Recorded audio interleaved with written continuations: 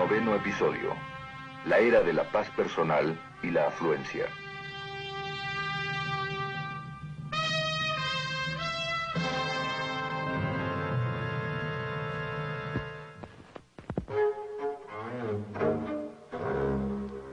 El pensamiento humanista moderno se ha desmoronado en muchas formas, hasta que en un cierto punto de la historia, y yo lo colocaría en principios de los 60, las personas oyeron este mismo mensaje llegando a ellos de todas partes absolutamente.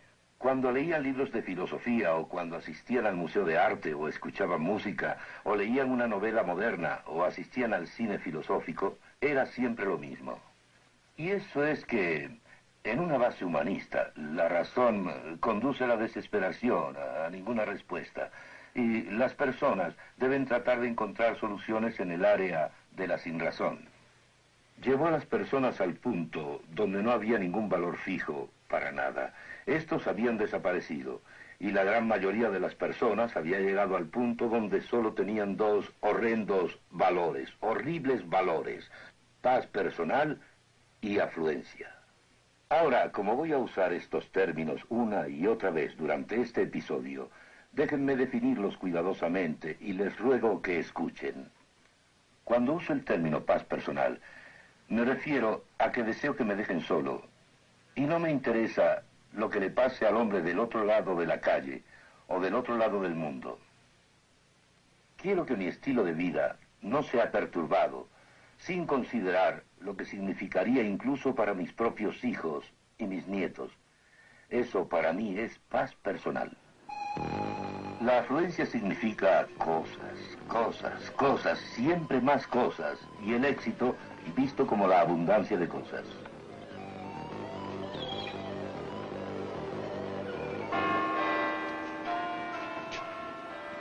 A principios de los 60, toda una generación había sido influenciada por la enseñanza de que la razón conducía solo al pesimismo en el área del significado de la vida y de cualquier valor. Los estudiantes escucharon esto de los profesores queda perfectamente durante mucho entendido e interpretado. Uno, por lo tanto, está... Fue una generación a la que jamás se le había enseñado otra cosa. Pero aquí había una incongruencia, porque los profesores que decían que la vida carecía de significado y que no había valores fijos, no vivían de esa manera, vivían en la memoria del pasado. No debemos sorprendernos de que en determinado momento una generación realmente actuara en base a lo que se le había enseñado. Los estudiantes miraron a su alrededor y vieron estos dos horribles valores de paz personal y afluencia presentes en todos lados y se rebelaron. Esa revolución fue la de Berkeley, 1964.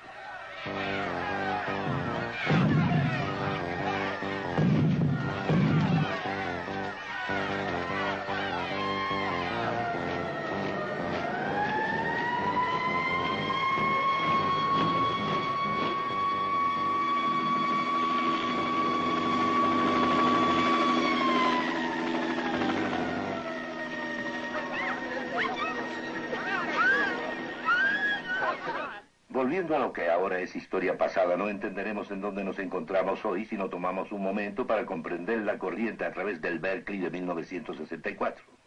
En verdad querían escapar a los dos valores de la paz personal y la afluencia, y lo hicieron de dos diferentes maneras. Antes que nada entró en escena la droga, los hippies, y ya hemos visto en un episodio previo que Aldous Huxley dijo que como la razón, no la razón humanista, no da un significado a la vida, y no podemos encontrar verdad objetiva, hay que dar droga a toda persona para que pueda tratar de encontrar la verdad dentro de ella. El mundo hippie siguió esto y lo siguió al pie de la letra. Fue una ideología para ellos. No cometamos un error, por aquellos días era realmente una ideología, ellos creían en eso. Realmente creían que si se pudieran poner drogas en nuestra agua, LSD en el agua potable de los depósitos de las ciudades del mundo, y se tuvieran suficientes personas en onda, los problemas de la civilización se resolverían. Lo creían de todo corazón. Elevándose con la ayuda de los amigos. Es un mensaje muy poderoso. Casi al mismo tiempo en Berkeley, aunaron un segundo elemento a este intento de escapar a esos dos terribles valores de la paz personal y la afluencia. Fue el movimiento del discurso libre. Al principio, este movimiento en la Plaza Sproul no fue de derecha ni de izquierda. Fue simplemente un deseo, una demanda. Ellos tenían derecho a tener libertad, reuniones políticas en la Plaza Sproul. Y por Dios, nosotros debemos luchar. Y si nos decidimos a luchar, tenemos que ponerlos entre la espada y la pared. Y debemos decirles, no, muchachitos, esta es nuestra universidad. Pero enseguida se desvió hacia la nueva izquierda siguiendo a Marcuse. Marcuse era un filósofo alemán marxista que en aquel tiempo enseñaba en San Diego. Esto se difundió por el mundo. Pensemos, por ejemplo, en las revueltas parisinas de 1968. Aquí están buscando liberarse de esos dos valores. Tenían el análisis correcto. Déjenme decirlo como alguien que tenía más edad. Tenían el análisis correcto. Aquí era donde nuestra sociedad estaba solo con dos terribles valores de paz personal y afluencia, pero la tragedia fue que intentaron soluciones dañinas. La cultura de la droga llegó a su clímax en Woodstock, en el festival que hubo en 1969. Pero en Altamont, también en 1969, hubo otro festival. Los ángeles del infierno que fueron contratados para vigilar el terreno mataron por lo menos a un hombre. Y una revista, los Rolling Stones, divulgó y citó después de eso a alguien diciendo: hemos perdido nuestra edad de la inocencia. La cultura de la droga terminó. Terminó después del festival de la isla de Wight en 1970, que culminó tan mal en una moda tan horrible en Europa. Después el ingerir drogas cambió, pero no hay menos personas que se droguen, desafortunadamente, aunque ya no las ingieren como una ideología. Lo peor de todo es que más personas están ingiriendo drogas, y lo más grave es que las ingieren a más corta edad. Pero el ingerir drogas como una ideología terminó por completo. La nueva izquierda siguió el mismo camino, gradualmente en descenso, y produjo naturalmente violencia en los Estados Unidos, violencia en Europa, y los jóvenes idealistas en realidad no gustaban de la violencia que solo razonable y naturalmente había brotado. En 1970, los estudiantes radicales colocaron bombas en los laboratorios de la Universidad de Wisconsin, matando a un estudiante graduado. Las bombas continuaron colocándose en los Estados Unidos y todavía existe un pequeño y rudo grupo de radicales. Pero la violencia de la nueva izquierda, culminando en el bombardeo de este edificio de laboratorios, hizo que la mayoría de los jóvenes de los Estados Unidos ya no viesen la nueva izquierda con esperanza. Así que los estudiantes habían tratado de escapar a estos dos horrendos valores de la paz personal y la afluencia. Y ahora sus dos esperanzas, la nueva izquierda y la droga, se desvanecieron. ¿Con qué se quedaron? Se quedaron con la apatía. Apatía. Muchas personas se alegraron cuando las universidades se tranquilizaron en ese momento. Y en cierta forma fue bueno que se tranquilizaran, pero yo hubiera podido llorar y lloré cuando me encontré con aquellos jóvenes después del suceso. Todo lo que tenían era apatía. Y habían tratado de escapar de los pobres valores de sus padres o de los valores de la sociedad y habían girado en círculo volviendo para acabar más atrás. Y ahora la apatía los gobernaba. ¿Y qué quedaba? Los dos valores de la paz personal y la afluencia regían soberanamente. Ahora, alejándonos de los Estados Unidos, una fuerte minoría dominante en Europa y una mayoría de estudiantes, digamos por ejemplo en Sudamérica y otras partes del mundo, dieron un nuevo cambio en el área de la sinrazón. Y esto es que se comprometieron ellos con la línea marxista, maoísta o leninista. ¿Por qué es esta nueva clase de cambio dentro del área de la sinrazón tan utópica en un mal sentido como el de la anterior droga? Les diré por qué. Simplemente porque donde quiera que el marxismo-leninismo ha llegado al poder, siempre ha significado opresión. Siempre. Y estos jóvenes solo cerraron sus ojos ante esto. Cerraron sus ojos ante el hecho de que la opresión es parte del sistema comunista. Бережность, y я бы сказал, та нежность. Nadie nos ha señalado esto mejor que Solzhenitsyn, con su énfasis, cuando trajo al mundo occidental sus escritos y conferencias, y dijo que llegó a haber 15 millones de reclusos en los campos de concentración en un momento de la Rusia soviética. Ha dicho que, a partir de la revolución comunista en Rusia hasta 1959 solamente, 66 millones de personas murieron por motivos políticos. Donde quiera que se considere el mundo comunista, siempre produce opresión interna, mas no debemos olvidar nunca que también produce opresión externa. Podríamos considerar varias cosas, pero lo que nos viene a la mente es Hungría y Checoslovaquia. Yo estaba viviendo en Suiza en noviembre 4 de 1956, cuando los tanques rusos entraron en Hungría. En esa época en particular tenía un radio de onda corta. Todo el día escuchaba a los estudiantes húngaros hablando en inglés, a veces un mal inglés, a veces un buen inglés, esperando que el mundo exterior escuchara. Me impresionó eso. Nunca lo olvidaré. Nunca. Aquellas voces implorando ayuda. Justo después de eso, los periódicos sacaron la imagen de una hermosa, franca y adorable muchacha llamada Ilona Todd. Era una fotografía de Ilona durante el juicio en el que se pretendía condenar la muerte por haber tomado parte en la resistencia contra la opresión externa que el marxismo-leninismo trae naturalmente consigo. Fue colgada en julio de 1957.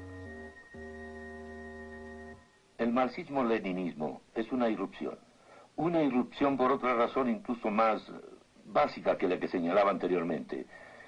Es fundación, es filosofía, es materialismo. A lo largo de esta serie hemos demostrado que el humanismo, el hombre a partir de sí mismo, no puede generar ningún valor real o significado o dignidad para el hombre. He aquí un sistema basado completa, consciente y totalmente en el materialismo. No hay lugar para la dignidad humana en el sistema materialista.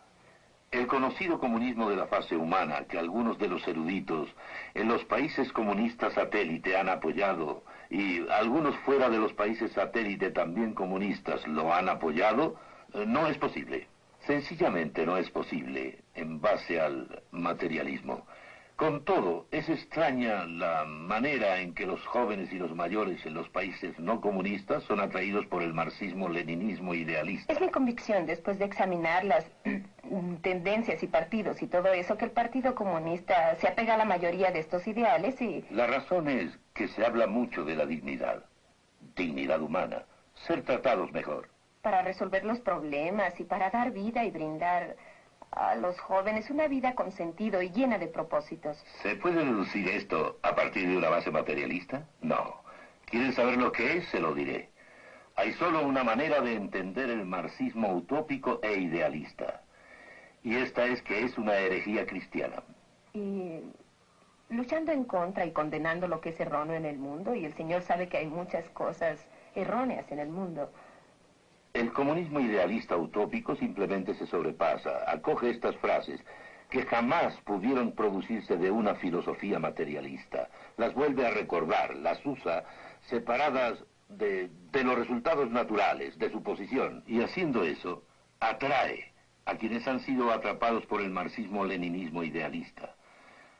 Cuando el marxismo-leninismo llega al poder es otra historia. Es siempre opresión. Y la voluntad de la mayoría entonces carece de sentido. No solo deja de existir la dignidad del individuo, sino que la voluntad de la mayoría tampoco tiene significado. Ahora debemos entender que hay dos corrientes de marxismo-leninismo. Deben mantenerse separadas y debemos distinguir claramente estas dos corrientes. La primera es la corriente idealista utópica, siendo gente joven, aunque a veces no mucho, que ha irrumpido en el área de la sinrazón para aceptar el marxismo-leninismo. Esa es una corriente. La segunda corriente es el sólido núcleo ortodoxo de miembros del Partido Comunista en varias naciones fuera del bloque comunista. Ahora encontramos que el riesgo radica en las personas que tienen solo los valores de la paz personal y la afluencia. Si aparentemente el comunismo les promete paz personal y afluencia, nadie sabe lo que harán estas grandes mayorías. Nadie lo sabe. Más que eso, debemos ver que existe un riesgo de que estas dos corrientes, del marxismo-leninismo idealista y el sólido núcleo del Partido Ortodoxo Marxista-Leninista pudieran infiltrarse en un país en un momento dado de la historia, creando una situación que sería por siempre irreversible. Es un riesgo muy real. Подобного рода опасность стоит и перед Соединенными Штатами в целом. En los Estados Unidos también se corre este peligro. Los Estados Unidos también lo tienen marcado demasiado bien, y en ninguna de las áreas, tanto como en el área de la generación de la ley arbitraria. Deseo hablar acerca de la ley arbitraria con bastante detalle, en realidad. El hombre pidió su independencia de Dios y de su revelación. En lo que esto ha resultado es en relatividad, no solo en la moral personal y pública, sino en la ley como tal. La naturaleza en la que los hombres han tratado de estatuir su ley, como recordaremos de un episodio previo, no es suficiente, por la simple razón de que la naturaleza es cruel y no cruel, y así no se puede formar un sistema estable de leyes en la naturaleza. Y lo que nos queda en el flujo humano de hoy día en los Estados Unidos es meramente una variable ley sociológica. Y por sociológica me refiero a una ley que está meramente basada en lo que un grupo decide que es útil para la sociedad en un momento dado. El hombre que abrió las puertas a esto, tal vez más que ninguno, fue Oliver Wendell Holmes, y escribió en una carta, lo citaré con exactitud: la cuestión última es que las fuerzas dominantes de la comunidad quieran, y que lo que quieran sea lo suficientemente fuerte para no considerar cualquier inhibición que se interponga. Este era Oliver Wendell Holmes hace algunos años, y en realidad lo importante es solamente la ley variable. Muchas leyes modernas no son congruentes con la ley que les ha precedido. Y en verdad debo decir que a la Constitución de los Estados Unidos, hoy en día, se le puede hacer decir casi cualquier cosa en base a la variable ley sociológica. Debemos entender que la ley actual no es solo ley variable, sino que las Cortes están realmente estatuyendo la ley. No están solo interpretando la ley que el legislador ha formulado, sino que generan la ley. Ahora, todos saben, quien conoce algo relativo a estas cosas, que la ley arbitraria domina completamente en países comunistas.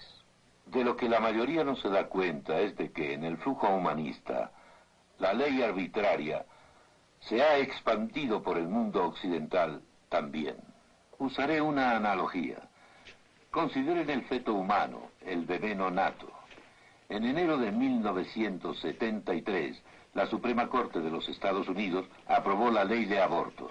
El profesor Witherspoon, de la Escuela de Derecho de la Universidad de Texas, escribió: la Corte sostuvo que el niño nonato no es una persona dentro de la esencia de la 14ª enmienda como para despojar a todos los niños nonatos de toda protección constitucional a sus vidas, libertad y propiedad.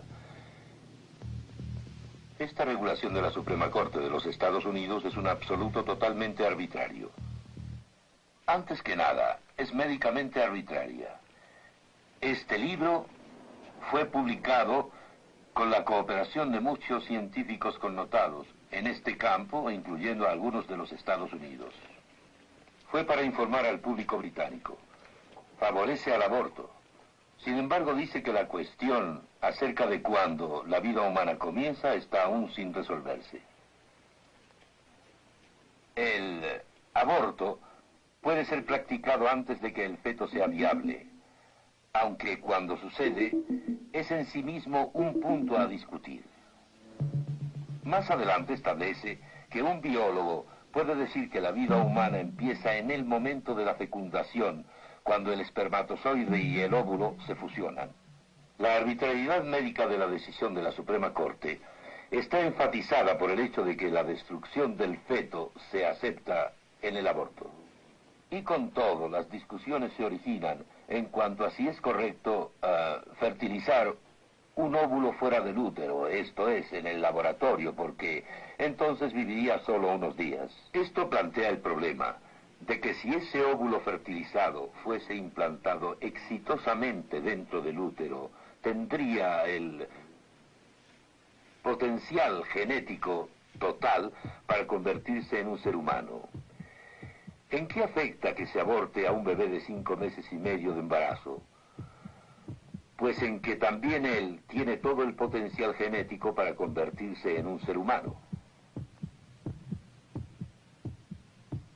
El juez White de la Suprema Corte, en su discusión concerniente a la ley del aborto, dijo que es el ejercicio del poder judicial inexperto, un ejercicio descuidado y extravagante del poder de supervisión judicial.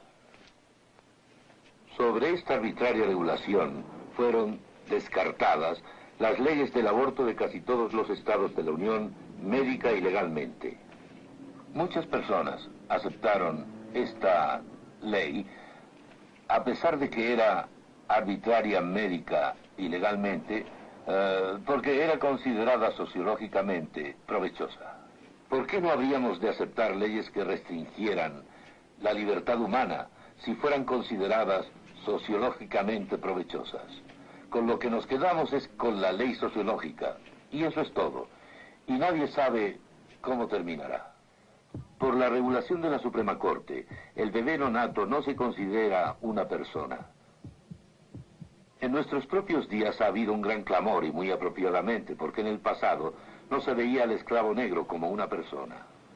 Pero ahora, por este absoluto arbitrario traído a la corriente humanista, millones de bebés no natos de todos colores de piel son declarados por ley como no personas.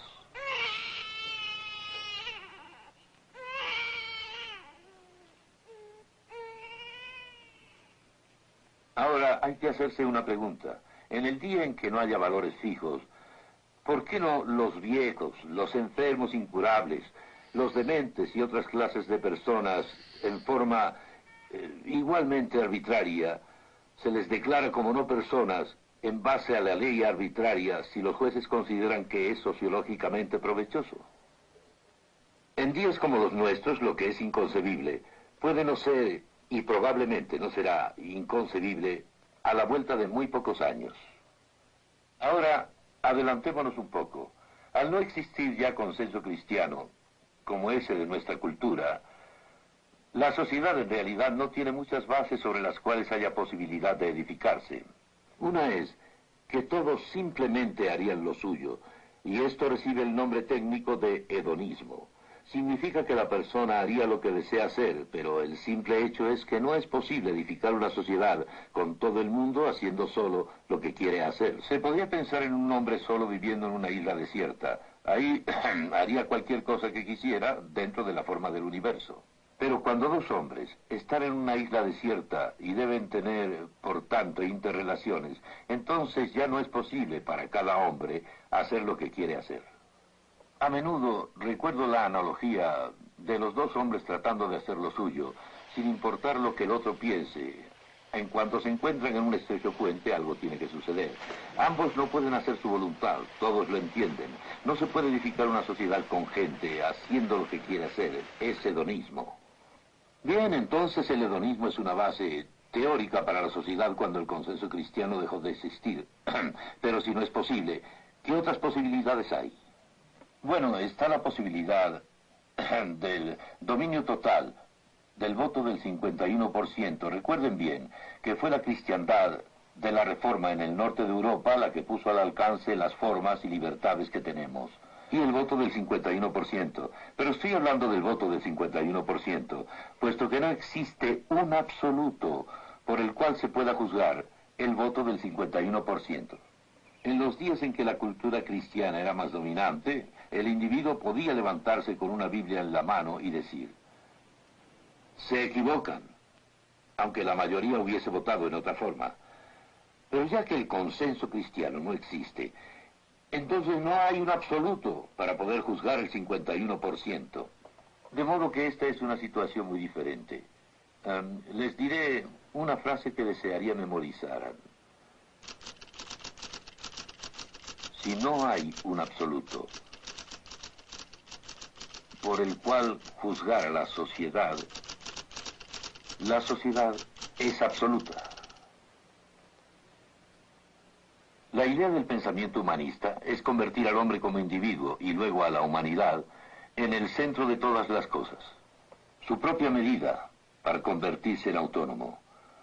Si hemos de vivir y escapar a la muerte, no solo la muerte individual en el sentido del juicio de Dios, sino la muerte en nuestra vida cultural y política, en nuestra vida presente, debemos apartarnos de ese camino humanista de convertir al hombre en autónomo y debemos poner al Creador en el centro de todas las cosas.